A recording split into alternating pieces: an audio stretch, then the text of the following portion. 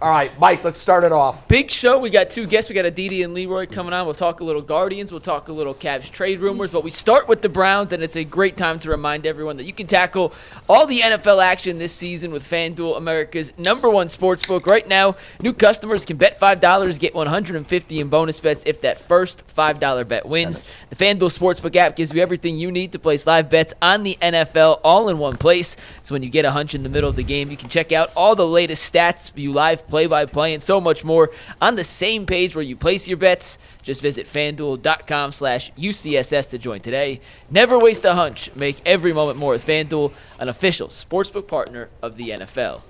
And speaking of the NFL, HBO released the first episode of Hard Knocks featuring the AFC North last night.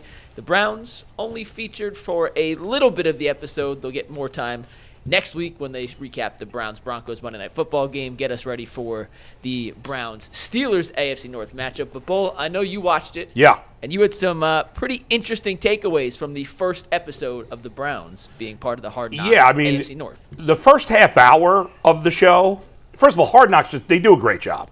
Awesome. I mean, it's just the insight you get. And, yeah, I know some of it is like we're kind of we've seen the guy – the preseason ones, we've seen the cuts, and they find the random white dude that they highlight who's a nobody on the roster. That you're rooting for. Yeah, right, exactly.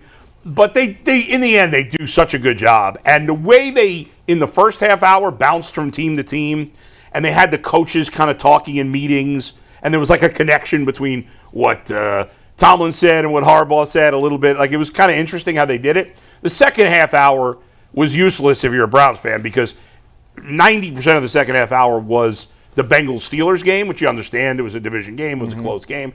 With a little sprinkling of the Ravens-Eagles game. And the Browns didn't play till Monday, so they kind of, I think, shut down their, like the Monday game will be on next week's Right, they're episode. already in edit by that time. Right. They did show right at the end, because they hadn't shown the Browns the whole last half hour. Right at the end, there was a locker room scene, I think, from before the Broncos game. And that was good. It was one shot of the Browns getting dressed, which means we'll see it next week. Right, we have the exactly. footage, but we weren't going to edit a montage together. But that was it. But in the beginning, there was a couple interesting things. I got to say, I can't think of the guy's name now. Roy Estevan. Thank you. The assistant and Mike and I had offensive the line same coach. thought on this, which was pretty funny. So they showed the Browns offensive line coach. Now, we know, whatever year it was 2016 that the Browns were on Hard Knocks, so 2017 with Hugh Jackson? Oh, my God. No, it was later than that. I think it was 18. I think it was 18. Yeah, it was 18. Baker You're right. got It was here in, Baker's what, rookie year. 18. Yes. It was Baker's rookie year. That's Baker's right. rookie year. Now, Hugh Jackson came off terrible on that. Yeah. He came off really bad. Is that the one Tyrod Taylor was telling him how to coach? Pretty Basically, much. yes. Yeah, pretty Yes. much. Yeah. And he called Baker in to say, hey, congratulations, you're the what number a 2 quarterback. clown. But it made stars, too, because what's his name? Bob Wiley. Remember? Everybody went nuts about Bob Wiley. The big offensive line coach. Well, yeah. there was one scene in this where they featured the Browns' assistant offensive line coach. And to me, he came off like a total ass. Really? I second this, by the way. So the offensive linemen are in their room. I did think it was cool that Jameis, this was an interesting one, and for somebody who didn't play, I thought this was interesting, and I don't know if this happens all the time, but Jameis was in the offensive line meeting, which the quarterbacks always do that. Do we know? Guys pop into meetings. I just thought that was cool. I thought think that it's was cool cool that too, he was yeah. in there. But the assistant offensive line coach is in the front. And listen, you guys know, and Dustin, you know me better than anybody else, nobody likes to curse as much as I do. You're in the Facts. top 10. But I never just curse just to curse. And the guy, every second word in this cut that's was an annoying. F word. Oh, really? And it was like he was just saying it to. He came off so disingenuous. He's yelling, we're going to bleep them up. We're going to bleep this. We're going to. And then the players are sitting there like. There was no.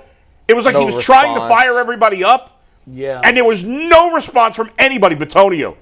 All of them. They were sitting, even the young guys, they were sitting there with no energy. Do you think the that's guy because came off like a the more total you use phony? that word, the more it's neutered? I think so, to some degree. Like, I feel that way 1,000%. Like, Use it with when I had coaches Yes. that would use the F word all the time, every other sentence, it became almost like saying any other normal word. It wasn't like Right. like Tressel when he used an F word, which I heard him say maybe a half dozen Well, that times. probably got everybody's attention. Like, are you kidding me? He Yeah. never cursed. So like Right. when he said it, you were emphasizing something. That when there were some coaches at Ohio State that were after me, no names, but like I went down and watched some practices, and these guys were just cursing like every other word. And it was like, man, I would hate to be a player on this team with those guys coaching because the message would just get so lost. You get so distracted by all the Yeah. F-bombs. It's like, what is happening? So I thought the guy looked kind of...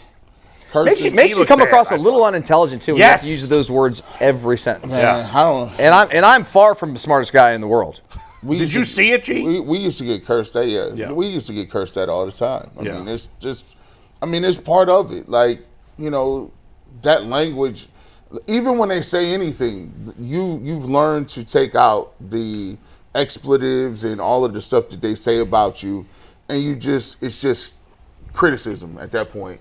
So I don't ever think of it as anything like. But out he of was normal. doing it more to try to fire up the guys, and it clearly was not working. Some people just not good leaders. Yeah. Some people Facts. Some people Yeah. people think because you're a coach, you got there. Half of these guys started off like, "Hey, I'm gonna just watch film.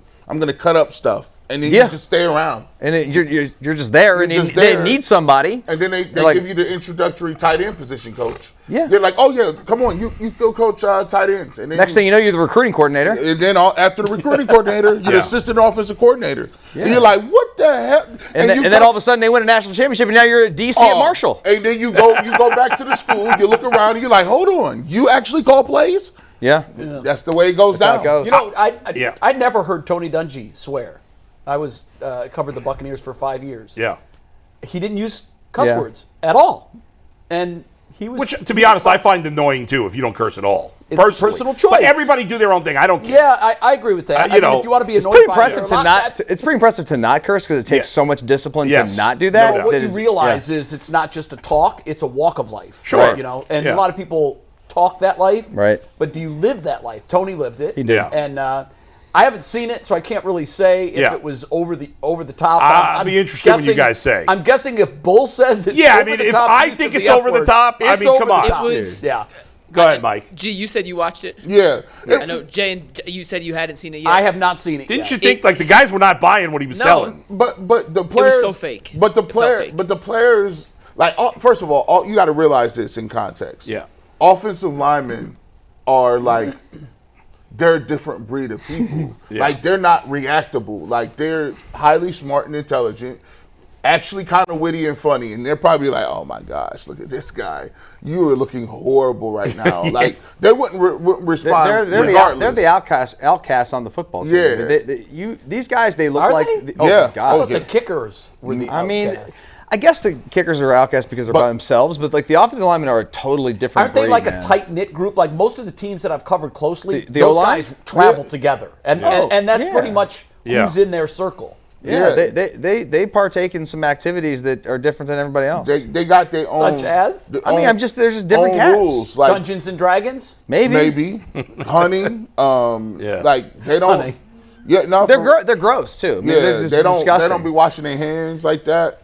Yeah. They pads be smelling. But here's the thing.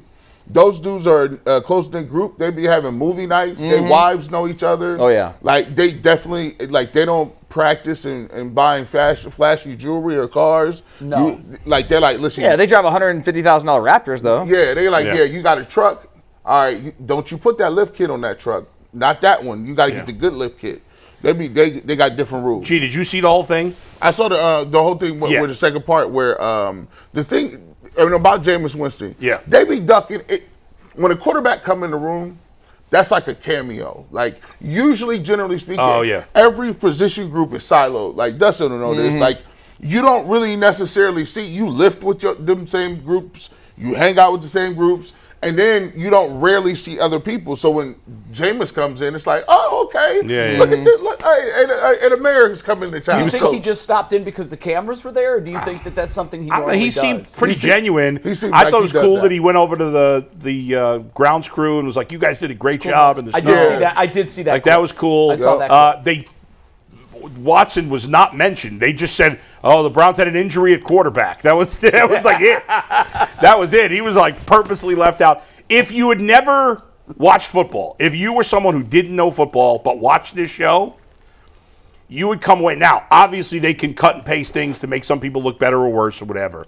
But Mike Tomlin, not surprisingly, comes off fantastic in this thing. Yeah. Dude, he's the best. Like Players love him. The way he grabbed, like, and I saw this while I was watching the game, but you don't know what he's saying at the time. He grabbed Pickens because early in the game, Pickens got knocked to the ground. It was an interception. The Bengals had a 7-0 lead. After that, and Pickens, is a hothead.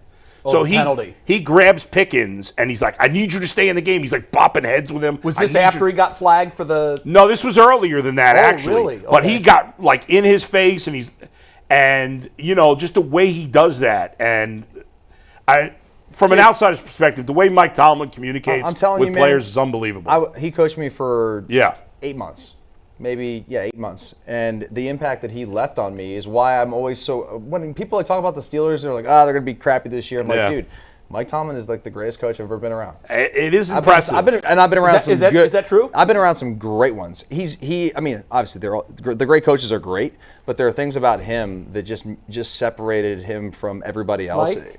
Just his ability to communicate, his ability to It's unreal. to put you on blast and make you feel like holding yourself accountable for what your actions on the field, mistakes, whatever it may be. Good plays too, by the way. I've never had a coach that would put you on blast, but also would you be like, okay, I deserve that.